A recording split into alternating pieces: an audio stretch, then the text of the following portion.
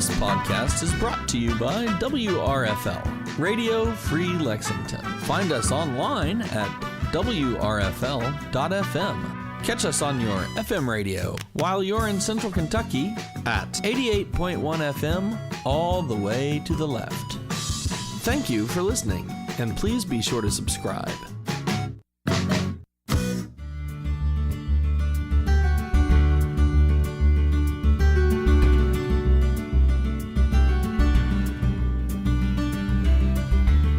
Welcome to From the Woods, Kentucky. I'm Lhotka, and I'm here with my co-host, Renee Williams.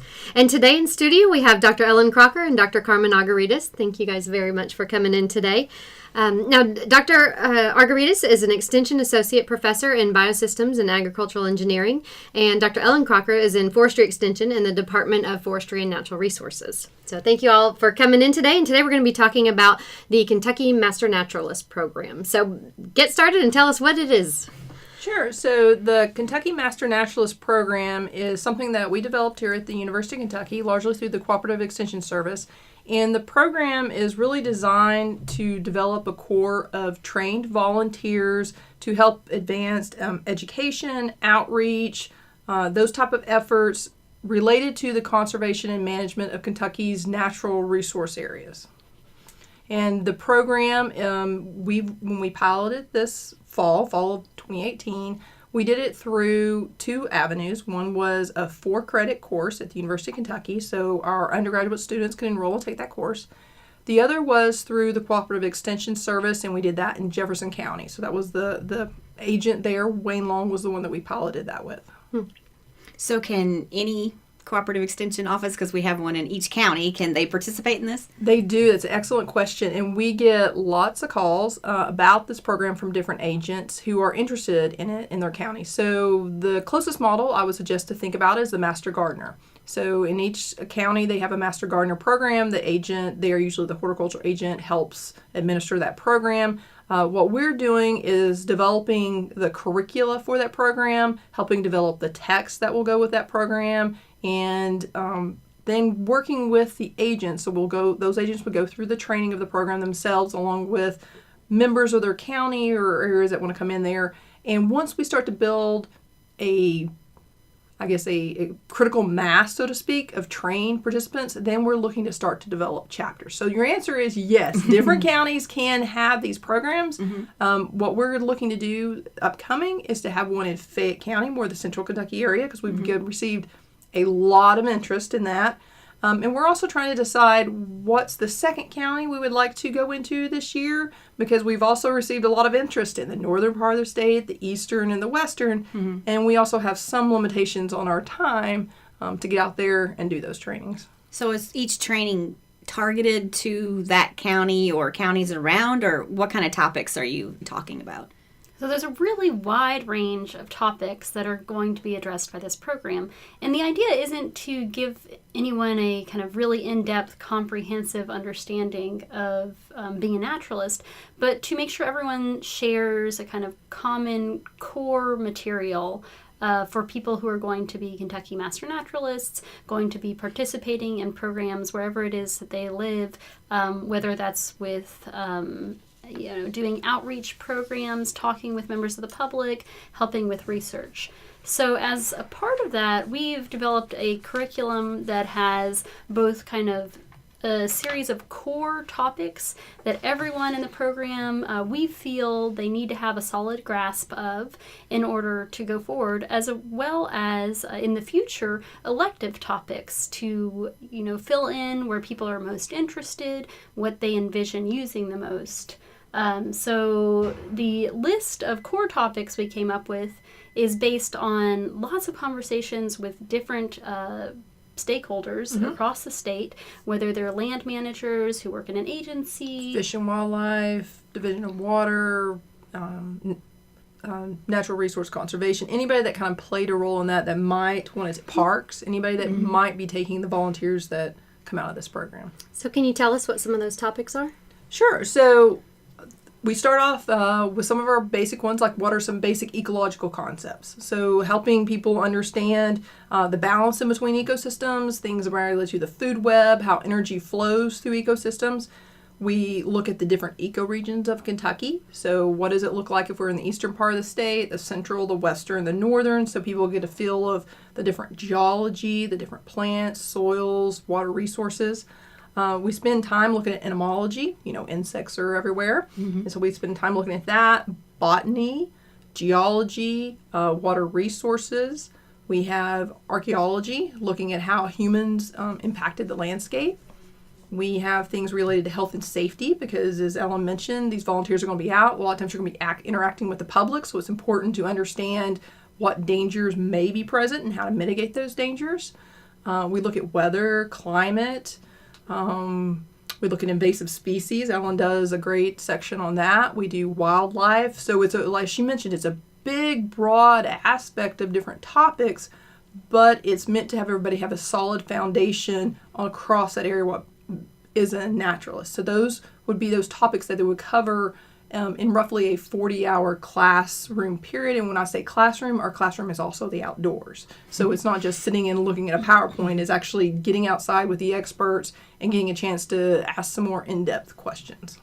So now would the general public would be coming to this?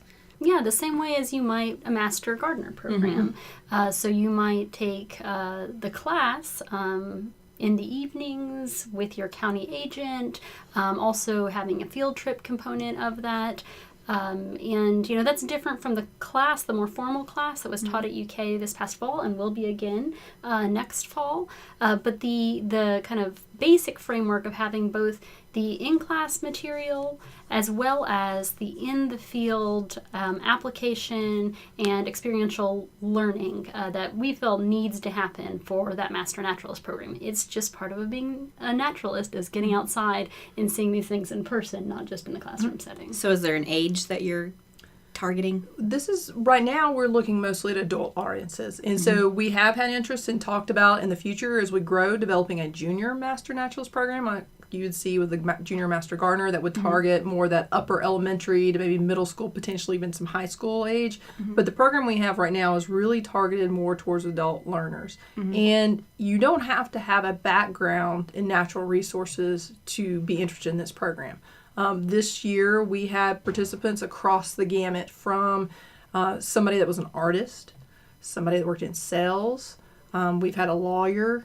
We've had geologists, so we do have people in that. We've had people that focused in mental health. So it was across the gamut of individuals that were, and the only real common thread was they had a real interest in being outdoors and natural resources and learning more about them in Kentucky.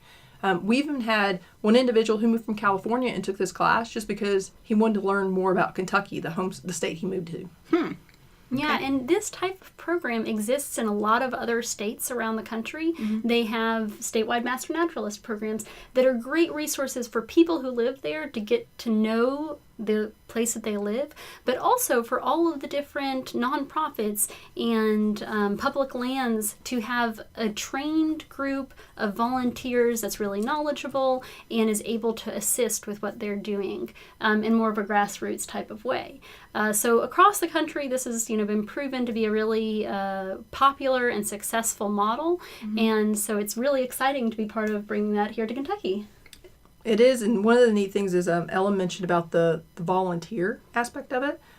When to do the Master Naturalist, become certified as it, not just the coursework that you're required to do. There's two other components. One is the volunteer hours, and the other is a capstone project where they actually have to go out and do some sort of project that's going to make an impact. The nice thing about the volunteer hours is just in these two classes, if we use the federal volunteer hour rate, and they have to do at least a minimum of 40 volunteer hours to get certification, that was $35,000 right there in just one fall semester of impact that these individuals made in volunteer hours. That's great. Wow. And so how often is that per year, per month, or how long is that volunteer hour? So each year they're required to do 40 volunteers, a minimum of 40, and that's pretty standard across the country.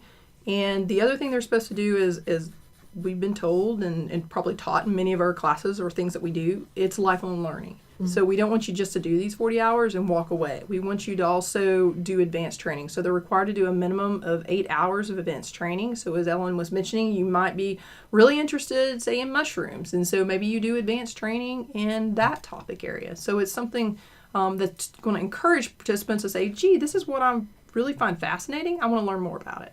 Mm-hmm. And so as your group from the fall, have they started on their projects yet? Can you give some examples? The extension class, some of those folks are taking a little longer. So some of those projects are complete and some are not. So they're working full time. And they've done things like I'm going out next week to the Louisville Nature Center, and they're building an outdoor free play area. And so we're helping design that. So that's going to be one of their projects. At UK, some of the students, one of the neat projects I thought one of them did was they developed a tree guide to put in little libraries. So if you were out, say, at Woodland Park or someplace like that, and you were walking around, you could pull the guide out, and it would have some common trees around that area and how you might be able to identify them just in the little library. Okay. So you've brought some things with you here we're noticing. Are these other examples of what they've done? Yeah, so one of them I mentioned was the tree guide. Another one was in Raven Run. We had a couple of students who really loved to go to Raven Run and hike. Mm-hmm. And they were also really into herpetology. And they were noticing that there were no guides for people who were coming through Raven Run that talked about the different, say, turtles or salamanders or frogs that were out there, which they found fascinating because Raven Run has a very popular program, Salamander Search, that they run in February. And so the students went through and researched what you most likely would see at Raven Run as far as those kind of critters, and developed a guide. So if I was coming to Raven Run to hike, I could go through it and maybe mark off what I might search. So if, for instance, like I take my children quite a bit, and this becomes in a way like a scavenger hunt, right? I might expect to see this kind of life near the stream. So let me look around and see if I can find them and kind of check off each time I come if I visit them. Another one was on invasive species. They developed an activity for Redwood. It's a co-op elementary school. And in that activity, it was designed to get students outdoors and recognize either current invasive species or ones that might be coming in and get them a handle on what that is. And this is something they were also hoping maybe to use at the Arboretum with children. But in that activity, students kind of came up with a superhero concept and used, I think, more of a comic book scenario to introduce students or young people to what invasive species might be like and what superpowers they have to possess to get rid of some of those villains. So the projects that they come up with can be geared toward any age. They can be geared towards any age, and we really want it to be something that's going to be impactful. So when you do a capstone project, there's 3 areas that we say you can do them in. So one would be more of that education aspect. So that might be like, building the brochure, doing the school activity. One could be, say, stewardship. So we have, as Ellen can tell you, lots of invasive species. So maybe it might be trail maintenance, removing invasive species, things of that nature. And the last area that we have to work in on volunteer type activities is going to be on citizen science. So we may have, say, a research project or data that might need to be collected, maybe Division of Water, like Watershed Watch or something of that nature, Tree Snap or things like that, where they could participate in a citizen science activity that's either ongoing or something they totally create themselves because they're just really curious about what's happening out there. Okay. So then after they've done their project and they're basically done, what then? Or do they start their own? Yeah, great question. So after they've done their coursework, they've done their capstone project, we do ask for a reflective report because we want to know a bit about what they did in their project, what they learned, how did they grow from that project. And then also they complete their minimum volunteer hours, they become a certified Kentucky Master Naturalist. At that point, then each subsequent year, they need to maintain their volunteer hours and their advanced training. And so what we're working on is trying to get the website developed that's going to also help them connect. And right now, we have a listserv that we developed for the Master Naturalists that'll connect the current people we have, but we're also looking to have our stakeholders be involved in that as well. So say, for instance, like Floracliff, Ellen does a lot of work with Floracliff, they have, hey, we've got a day we need help out here to come and remove invasive species. Then they can announce that to the listservs, hey, Master Naturalists, you need volunteer hours, we need you. Come and let's connect up. Okay, so what would you say is the main purpose of this whole program? I think that there are some different levels that we're hoping that this program builds kind of a network of people who are passionate about our natural areas. And obviously different things. Yeah, different right? things. So both kind of connecting them to each other, connecting them to different groups that they can engage with and be a part of.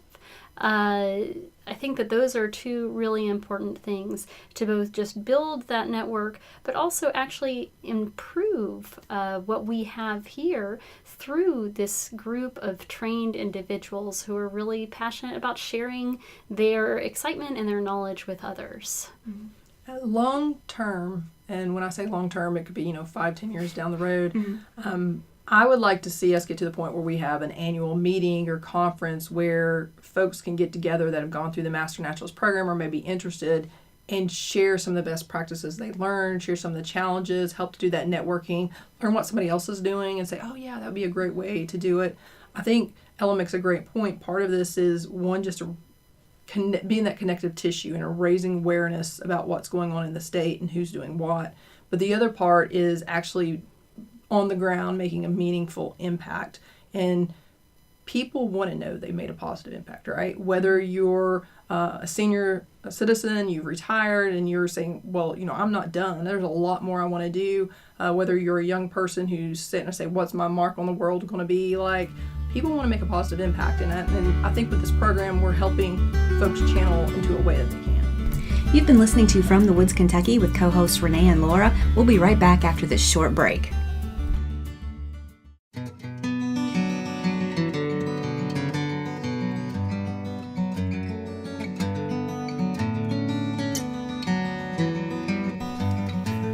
Welcome to Wildlife Sounds from the Forest. This is Dr. Matt Springer. I'm an Assistant Extension Professor of Wildlife Management within the Department of Forestry and Natural Resources here at University of Kentucky.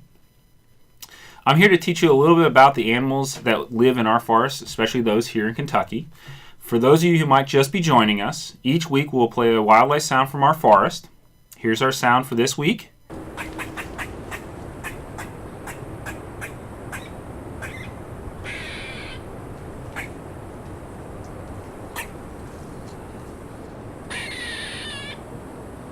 Stay tuned. Towards the end of the show, we'll talk about this animal and why it is making that sound.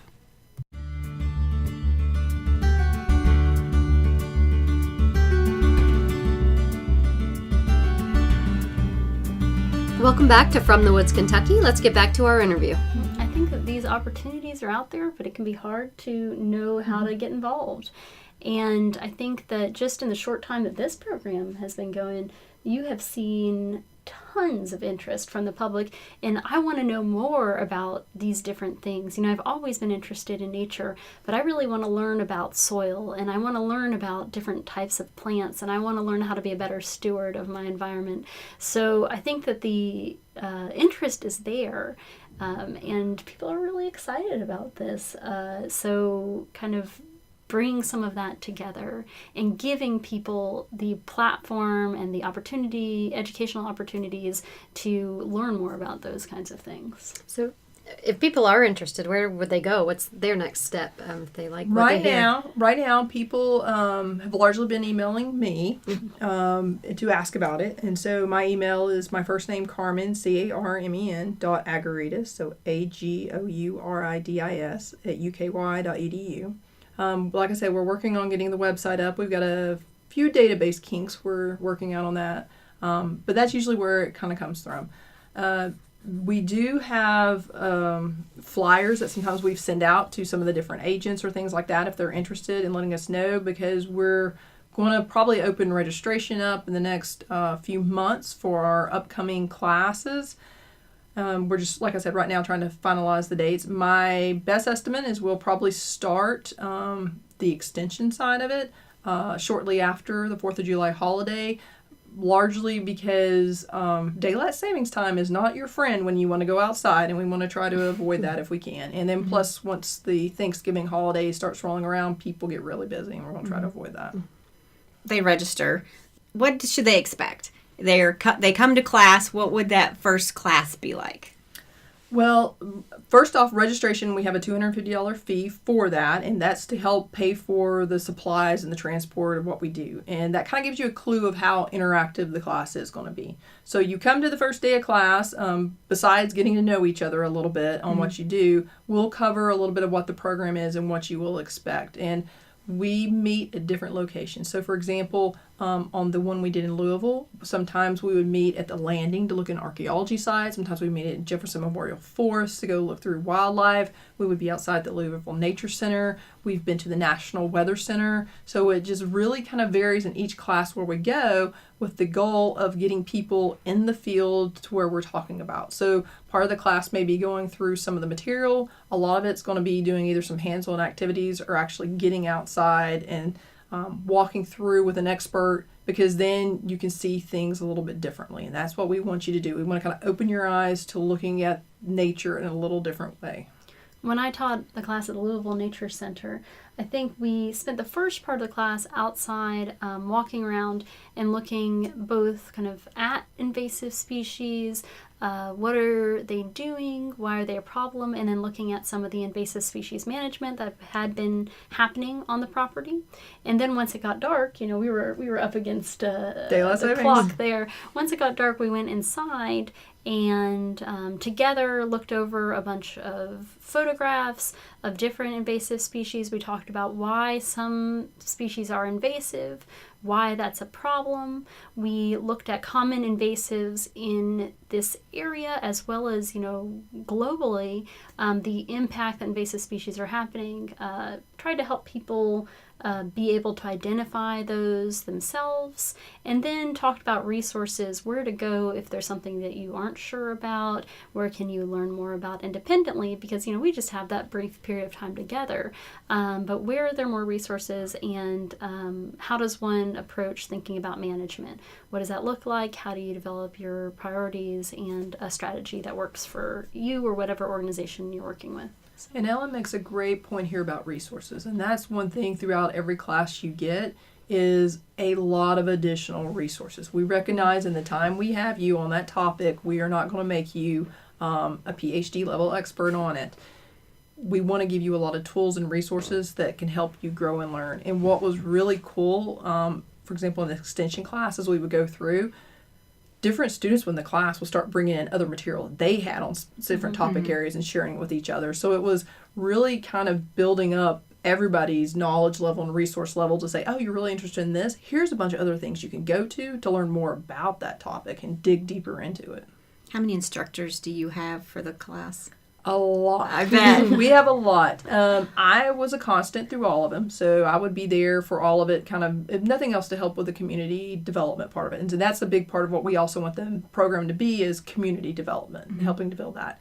And then we would have a variety of different topics. Obviously, Ellen was one of our instructors on a number of different topics that would come in. And so we would bring area experts in for whatever topic it was for that. And sometimes they would be 2 individuals, maybe even 3 on that particular topic, depending on what it was and what different insights that individual could bring. And so are these classes during the week, on the weekends, and how long do they usually last? The extension classes were in the evening, so we picked Thursday evening because it seemed to be the night when people usually had least other commitments. We would meet at 6 o'clock, and it would go until 8 o'clock. That being said, I was frequently there until 8:30 or 9 because people want to stay afterwards and ask questions. And that's what we want. We want people to feel free to do that. The UK student 4-credit class was during the day, during student hours. And so that met on Wednesday and Friday. But the extension classes right now, we've been doing them in the evening. Okay. And talk a little bit more about the UK student class one. You said that's going to be a kind of a consistent fall offering for that.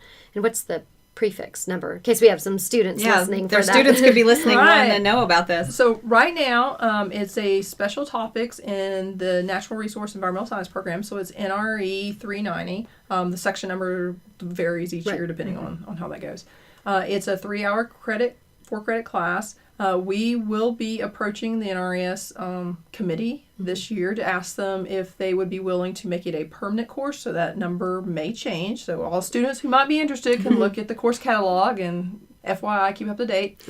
And what we would do is we would meet for 50 minutes on Wednesday, and that would give the instructors a chance to kind of get the students familiar with some of the background information that would be going on. And we spent Friday out in the field. So we'd spend 3 hours out in the field. And the location really kind of varied based on what the instructor felt was the best location to do it. Ellen did one of the classes that I heard rave reviews about from the students and took them out to Flora Cliff to look at invasive species, and that was a hugely popular one. And we didn't just look at them. Those You students tackled them. got to work. So they were, we learned about them and talked with the land manager there about, what invasive species they deal with, what their approach has been to it, just to give those students that insight. And then we got our hands dirty and actually did some invasive species removal, working with bush honeysuckle and some other species. And one of the cool things about that is that Flora Cliff has a group of great volunteers who come and do that on a regular basis. And so they worked with the students, showing them kind of how to do things and guiding them in that process. That's great. So the content is similar between the UK class and the extension? It really is, Very except good. for the split in time. Okay. And the reason there's 3 hours on Friday, because people might say, oh, well, the students have to do a lot more, is travel time. Right. So we have to, we can't ask the students to take outside class time to get somewhere, and so Right. we have to transport them. So we use class time also to do that. So, for example, when we went to Flora Cliff, we're losing at least an hour of that 3-hour period Right. just Just getting in to travel. and- just in travel. So some of the people that go through it, will they eventually could be an instructor then for any of your classes, or has that not happened yet? It's too No, soon. we haven't happened yet. So what we're at the point soon coming up is trying to get our bylaws established for developing chapters. So exactly what should that look like? A lot of other states use a minimum of 10 certified master naturalists before you can have a chapter. And that's probably the threshold we will do, because you don't want to have 1 or 2 people set for it. At that point, what would typically then happen is that chapter would say, I want to do a master naturalist course, and they would submit their proposed curriculum, proposed instructors to us, the core group, to kind of evaluate. And really it's kind of to make sure, 2 things. 1, that it's in with the guidelines that we want to have done, and 2, so we can help them out, right? We may say, oh, well, here's a great person in your area, you ought to reach out to them if you haven't. So it may be that some people who've gone through the course, for instance, we had one person who was a professional geologist, could handle the geology section perfectly. But it's going to be kind of up to some of those chapters as well, once we kind of get that going. Well, you've presented us with a lot of great information. Can you give us 1 or 2 takeaway items that our listeners could leave with? Great. So obviously this program is really exciting. I think we're excited to be offering it. Everyone we've talked with is really excited to participate in it. And I guess I just want to emphasize that this is the pilot run of the program. So it's not going to be everywhere immediately, but the goal is, after we test out this program and the different components of it in different parts of the state, so previously in the Louisville area, this coming year in central Kentucky and another area, we'll have everything needed to really let those chapters be independent and kind of go with it. So if you're interested in the program, definitely contact Carmen, but also even if it's not coming to your area anytime soon, let her know so that you can get on the list and start thinking about what that could look like in your area in the future. Yeah, I echo Ellen. We're really excited about this program, but it's taking time to develop because we want to do it right. And so I know it's been a long wait in Kentucky to have a Master Naturalist program. But again, we please ask your patience as we develop it. And please let us know if you're interested, because the more interest we hear about in particular areas, it helps us guide where we should be offering it next. Okay, well, go ahead and give us your email address again. So again, my email is Carmen, so CARMEN dot, my last name Agouridis, AGOURIDIS @uky.edu. Great, and we'll post that information on our website along with any other information that y'all might have for it. But thank you, Ellen and Carmen, for joining us today. And if you'd like more information on what you've heard on this segment of today's show, visit our website at www.fromthewoodsky.org. Now stay tuned for Wildlife Sounds from the Forest.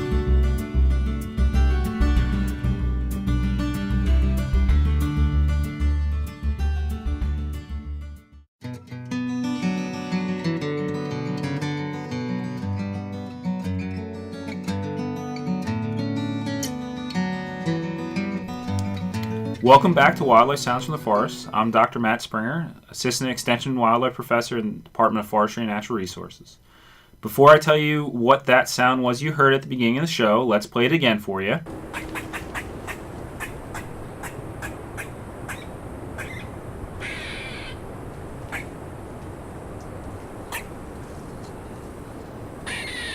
Okay, Matt, what was that sound? So that was one of the plethora of alarm calls that a gray squirrel makes whenever he sees or believes there's danger around.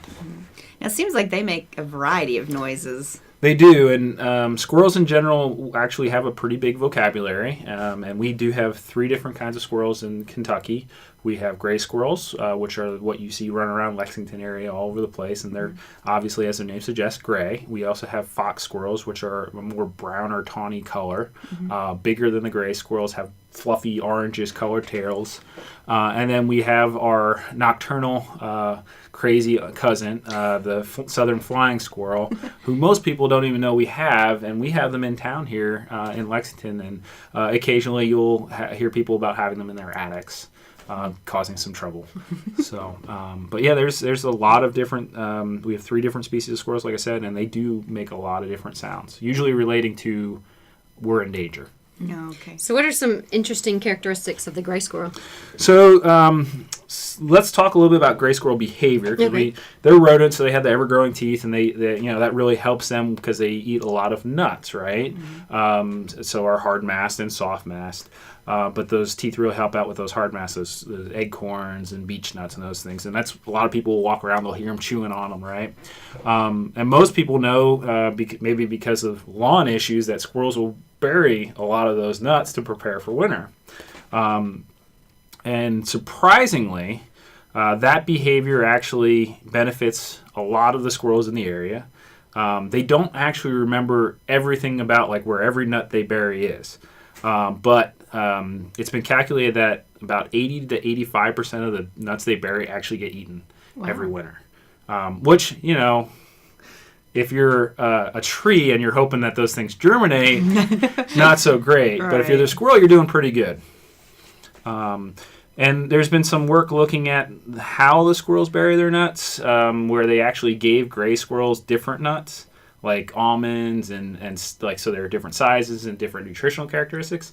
And the squirrels will actually bury those nuts in different spatial locations together by their actual group. It's called spatial clustering. And it's believed that they actually know the nutritional value of that nut, and they'll put it somewhere based on what they think their need's going to be later.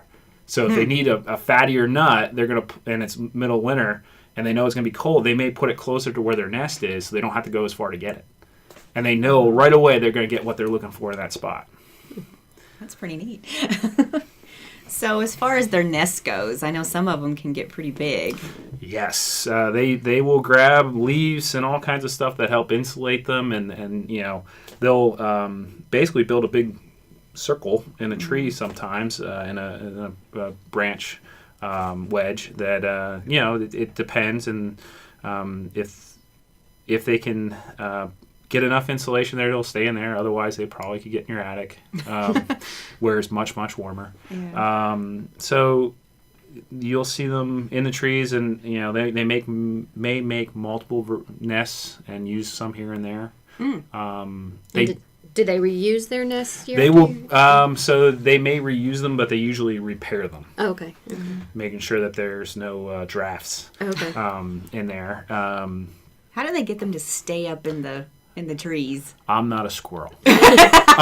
So, instinct kicks in. They know, just kind of like how a beaver builds a dam, they know what they're doing. And they're really good at it. Yeah, we have one in our tree, and the wind blows like crazy, and it just stays there. I keep thinking, well, that's going to fall out, but it never does. Yeah, I wish I was as engineering as those, many of our wildlife species. Right. So, some of the other cool things that they do. So we talked a little bit about how they, bury their nuts. They actually will do certain things. If they see another squirrel watching them, they'll make a hole and fake hide the nut and run off with it and hide it somewhere else. So they understand competition and the ability of other squirrels to remember where they buried their nuts. So it's called deceptive caching. I guess we all have the coworkers that do that with their cookies, maybe. Right. Squirrels are much more behaviorally complicated than we'd ever expect. And what about squirrels with bird feeders? And, I know people have trouble with squirrels getting in their bird feeders. Yes. The best thing to do is accept the inevitable. You can get a few things that will help, the cones and, hanging them on a fishing line. Those all do slow the squirrels down. Usually they figure things out. There's the videos on the internet that show the obstacle courses and that people in England make, because gray squirrels in England are actually invasive. Oh. So the English folks have actually made these obstacles to slow them down, to make it a little bit at least more entertaining when they watch their bird food go to something they don't want to feed. They're right up there with raccoons in terms of their abilities to cause trouble. So should you feed squirrels? You can feed them if you want. There's no law against it. But do they need it? They generally do not need it. Okay. About the only time of year that they're actually potentially food stressed is right about March. Because that's usually when they've used all their storage of cached food up, and it's right before everything starts getting green. So it's, March is kind of right there at the end of winter, early spring is when they're actually potentially food stressed. So if you want, you can at least make it entertaining and get one of those corncob things that spins around, and they'll gladly go for the ride. So I'm guessing corn is one thing that they really enjoy. They will, yes, they will eat corn, sunflowers, any of the bird food seed that you put out. Peanut butter, nuts. You do not want to hand feed them. A lot of folks will try to hand feed them, and getting bit by a squirrel from personal experience is not fun and can cause some serious injuries. Okay. So how many, what are their children called? I don't actually know what their children are called. Kits, maybe? Kits? How many do they have? So squirrels will actually reproduce about two times a year. And they're longer lived than you'd expect. They're most vulnerable their first year before they figure things out, like many species. But they'll live 8 to 10 years. Oh, wow. Yeah, potentially. Especially in suburban urban areas. They're more likely to survive longer. But they usually have, I believe it's 2 to 5 young. I'm not quite sure off the top of my head, but I believe that's the number. Their first litter actually is going to be here very soon, February. And then again in the summer in July. So I know they have those big bushy tails. A lot of times I've noticed that they seem to use that when they're aggravated. They'll shake that tail. Is that So squirrels actually make a variety of alarm calls, and those alarm calls actually correspond with the danger. So they have an alarm call for like a cat that differs than a hawk. And then they have an alarm call that's like, I don't know what's going on, but something seems wrong. And those, other squirrels then understand what's to look for, either up or down. But their tails actually, the wagging of the tail is another indicator that they use as a behavioral indicator of either irritation or danger, as to, alert other squirrels. I just know that the squirrel in our backyard, whenever our little chihuahua comes out, that tail starts wagging. Irritation on both animals. Irritation may be part of that.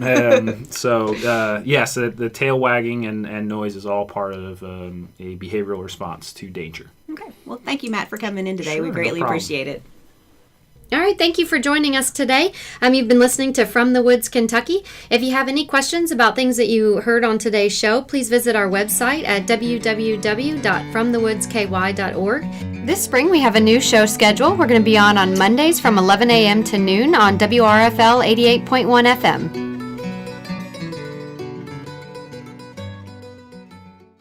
Hey there. If you're enjoying this podcast from WRFL Lexington, you may enjoy our live radio stream at WRFL.FM and, of course, via radio at 88.1 FM in the Central Kentucky area. We have a wide variety of programs you're sure to enjoy. Just go to WRFL.FM/schedule and see what programs appeal most to you.